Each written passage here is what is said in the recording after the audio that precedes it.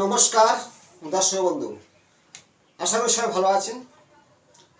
আমি জ্যোতিষ কথা জ্যোতিষ নিয়ে কালচার করি বিভিন্ন তত্ত্ব, বাস্তু, নিউরোলজি এবং জন্মকুণ্ডলী আপনার সামনে বিভিন্ন তত্ত্ব তুলে ধরে থাকি।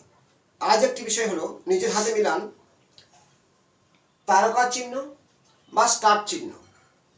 আপনার হাতে সৌভাগ্যের প্রতীক হতে পারে, আবার দুঃখের কারণ হতে পারে। সেই সম্পর্কে একটি তথ্য দেখে নিন। পরবর্তী কুণ্ডলী দেখাবো। কুণ্ডলীতে কিছু দ্বাদশ ভাবের ভাবে আপনার জীবনে সুখ শান্তি দিতে পারে, আবার কষ্ট দিতে পারে। সে সম্পর্কে নিজেরাই জানুন, দেখতে থাকুন।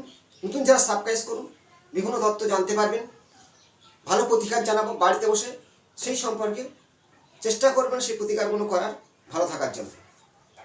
একটি হাত আছে, আমাদের 9টি গ্রহ আছে: শুক্র, চন্দ্র, মঙ্গল, বুধ, রবি, শনি, বৃহস্পতি, রাহু, কেতু। রাহু কেতু সবসময় সোজাসুজি, যেমন লগ্নের সপ্তম সোজাসুজি থাকে রাহু কেতু। তাহলে আমাদের এই যে তারকা চিহ্ন কেমন ফল দেবে যদি আপনার বৃহস্পতি স্থানে থাকে?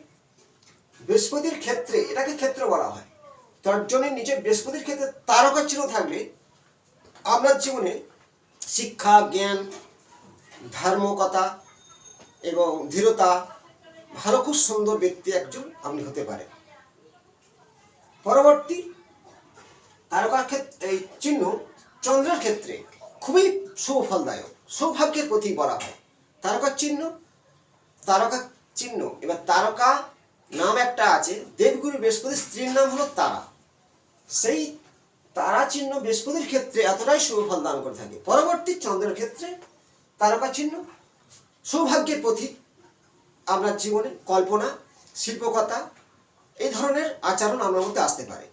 শুক্রের ক্ষেত্রে তারকা চিহ্নে দুটো ফল দেয়। একটা হলো চারিত্রিক দোষ সৃষ্টি করতে পারে, একাধিক বিপরীত লিঙ্গে আকর্ষণ করবে। কিন্তু তারকা চিহ্ন এখানে এই নেগেটিভ দেয়, কিন্তু তারকা চিহ্ন এখানে আপনার কিছু মনের ইচ্ছা পূরণ করতে পারে। এই তারকা চিহ্ন শনির ক্ষেত্রে দেখুন, এইটা মধ্যমার ফিঙ্গার। শনির ক্ষেত্রে তারকা চিহ্ন থাকলে অগ্নিদগ্ধ হওয়া, কারেন্টের শর্ট খাওয়া, হঠাৎ কোনো দুর্ঘটনা, জ্বর আকৃষ্ট হয়ে মৃত্যুবরণ করতে পারে। এই চিহ্ন শনির ক্ষেত্রে এতই অশুভ ফল দান করে। অনামিকা ফিঙ্গারের নিচে ক্ষেত্রটাকে বলা হয় রবির ক্ষেত্র।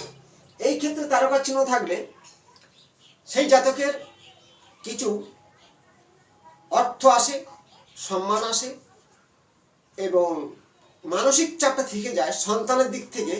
এদের সন্তান কথা শোনে না, সবসময়ের জন্য একটা সন্তান প্রতি এরা দুঃখ প্রকাশ করে থাকে। রবির ক্ষেত্রে। বুধের ক্ষেত্রে তারকা চিহ্ন যথেষ্ট সুবুদ্ধি দিয়ে থাকে। অনেক সময় এদের চিন্তাধারাটা গভীর, অনেকটা জ্ঞানের আলো দেখিয়ে থাকে। এই তারকা চিহ্ন মঙ্গলের ক্ষেত্রে কিন্তু অশুভ চিহ্ন। এই মঙ্গলের ক্ষেত্রে তারকা চিহ্ন থাকলে খুব রেগে যাওয়ার প্রবণতা থাকে, হঠাৎ রক্তপাত, বিভিন্ন ধরনের পায়েস টাইপের রোগ এবং কি দাম্পত্য জীবনের সমস্যা আনে থাকে। তারকা চিহ্ন যদি এই রাহুর ক্ষেত্রে থাকে, বারবার সমস্যার সম্মুখীন হতে হবে। বারে বারে আপনি শিক্ষার ক্ষেত্রে বাধা থেকে আরম্ভ করে বিভিন্ন কর্মক্ষেত্রে বাধা হয়ে দাঁড়াবে, এমনকি প্রচুর দুর্ঘটনা ঘটতে পারে। এবার আমি যাব স্টার চিহ্ন। স্টার চিহ্ন কিন্তু শুভের প্রতীক, সর্বক্ষেত্রে শুভ দান করে থাকে। স্টার চিহ্ন যদি শুক্রের ক্ষেত্রে থাকে, আপনার জীবনে সুখ ভোগ বিলাসী অবশ্যই দেবে, কিন্তু কিছুটা বিদেশে যেতে হতে পারে। এই স্টার চিহ্ন বৃহস্পতির ক্ষেত্রে থাকলে আপনি উচ্চ র্যাঙ্কের প্রতিষ্ঠা লাভ করবেন। স্টার চিহ্ন শনির ক্ষেত্রে থাকলে বিভিন্ন বিপদ থেকে রক্ষা পাবেন, কিন্তু আপনার সন্ন্যাস জীবন হতে পারে। এই স্টার চিহ্ন রবির ক্ষেত্রে থাকলে বহুত সম্মান নিয়ে আপনি দীর্ঘ জীবন বাস করবেন। বুধের ক্ষেত্রে থাকলে স্টার চিহ্ন প্রচুর বুদ্ধিমান, এমন স্টার চিহ্ন আপনার বিভিন্ন ওকালতি, ইঞ্জিনিয়ারিং এই সাবজেক্টগুলো আপনার মধ্যে সাহায্য করবে। স্টার চিহ্ন এক কথায় 9টা গ্রহের ক্ষেত্রে প্রায় স্থানটাকে শুভফল দান করে থাকে। শুধু কিছুটা এই স্টার চিহ্ন কিছুটা হলেও রাহুর ক্ষেত্রে একটু অশুভ দান করে, কিন্তু অতটা নয়। স্টার চিহ্নটা শুভ প্রতীক মানা হয়, কিন্তু নক্ষত্র চিহ্ন, এই যে তারকা চিহ্ন, এটা সব ক্ষেত্রে শুভফল দান করে না। একমাত্র চন্দ্র বৃহস্পতির ক্ষেত্রে সবচেয়ে শুভফল দান করে থাকে। পরবর্তী আমি একটা কুণ্ডলী বিচারে আসবো। দ্বাদশ ভাব বলা হয়। দ্বাদশ ভাবকে কি আমরা দেখি, লগ্ন যেখানে থাকবে তার 12 নম্বর ঘরটাকে দ্বাদশ ঘর। সেই দ্বাদশপতি, সেই দ্বাদশ ভাব পতি, দ্বাদশ ভাবকে আমরা বিচার করি বিদেশ যাত্রা, প্রচুর ব্যয়, মামলা মোকদ্দমা এবং কিছু মানসিকতা। সেই দ্বাদশ ঘরে ভাবপতি যদি নিজে সে, এই যে দ্বাদশপতি ধরো এখন মেষ লগ্ন থেকে দেখালে দ্বাদশপতি মানে কি বৃহস্পতি হবে, তা আমরা লগ্ন যেখানে খুশি হতে পারি।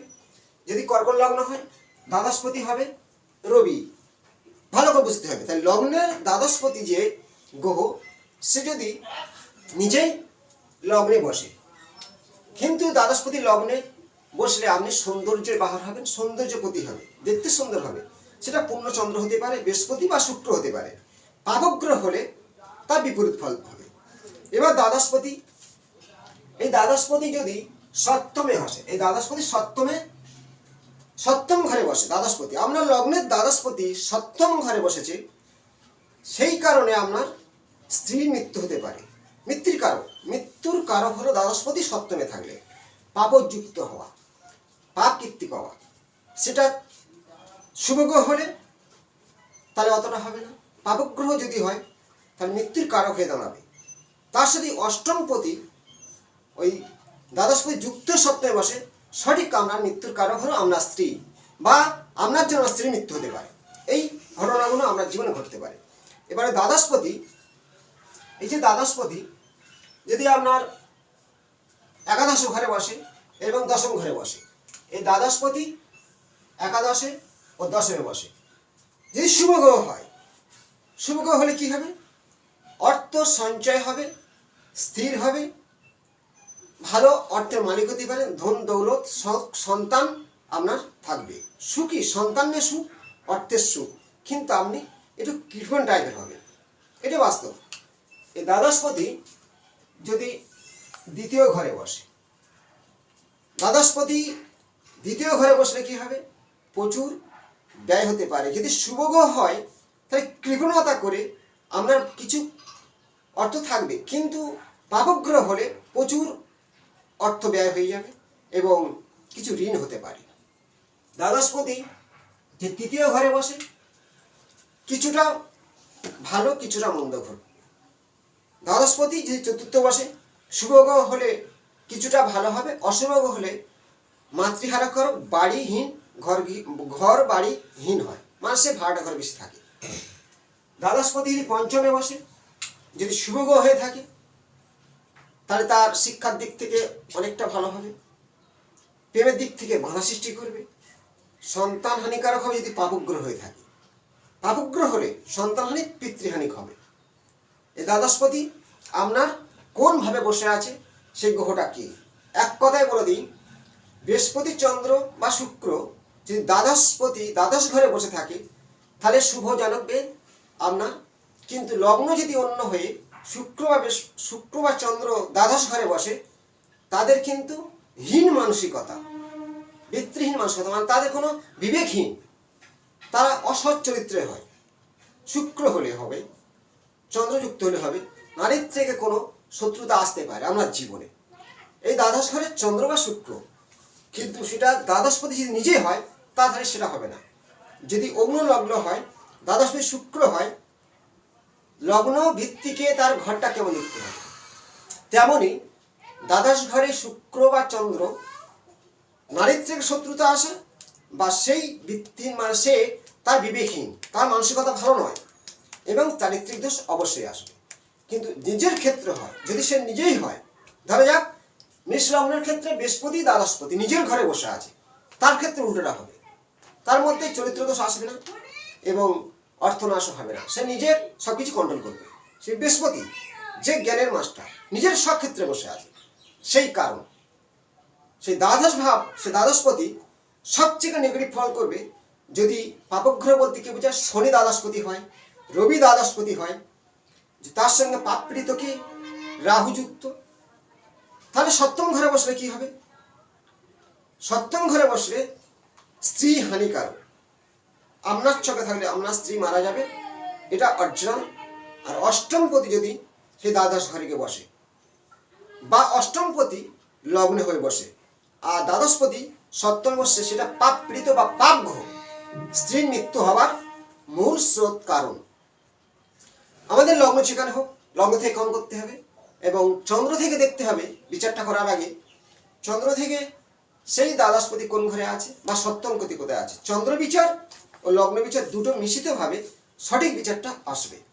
এবং প্রত্যেকের ক্ষেত্রে বলবো, এই যে হরোস্কোপ, হাত ও কুণ্ডলী দুটোকে একত্র করে বিচার করার পরে তবে সেই ক্লায়েন্টের ফলাফল জানানো উচিত। কারণ জন্ম লগ্ন অনেক সময় চেঞ্জ হয়ে লগ্ন মিলছে না, তাহলে তার কি হয়, চন্দ্র থেকে বিচার করতে হয়। তার পরিবর্তে তার নিজের হাতটাকে দেখতে হবে যে সত্যি কি তার আয়ু রেখা শুক্রের ক্ষেত্রে ভাঙা আছে, তাহলে দ্বাদশপতি তার সাথে সপ্তম ঘরে পাপ পীড়িত হয়ে আছে বা সেই পাপ গ্রহ যুক্ত হয়ে সপ্তমে বসেছে, স্ত্রী হানিকারক অবশ্যই ঘটবে। তাহলে এর হাত থেকে বাঁচার কি উপায় আছে? ভালো টোটকা দিচ্ছি, নিজেরাই প্রয়োগ করবেন। শিব মন্দিরে যাবে, যে প্রতিষ্ঠা করা শিব মন্দির অনেক আছে, ভালো ভালো তীর্থস্থান আছে, সেখানে গিয়ে আপনার মনের মতো করে পূজা আস্তিক করবেন, মহামৃত্যুঞ্জয় মন্ত্র জপ করবেন, শিবকে আরাধনা করবেন। শিব সন্তুষ্ট হয় কয়েকটা ছোটখাটো জিনিস, কেমন? 1 নম্বর বেলপাতা, 2 নম্বর ধুঁধরের ফল, যে কাঁটা ফল, আপনার জীবনের কাঁটা সব কিছু শিব হরণ করে নেবে। কাঁটা ফল শিবলিঙ্গের উপর দিলে, ধুঁধরা ফুল, কাঁটা ফল, বিল্লপত্র দিয়ে আপনি শিবকে আরাধনা করুন, এই যন্ত্রণা থেকে মুক্তি পাবেন। পরবর্তী অংশে নতুন কোনো তথ্য নিয়ে আসবো। ভালো থাকবেন, অন্যের কাছে ভিডিওটা শেয়ার করুন। নমস্কার।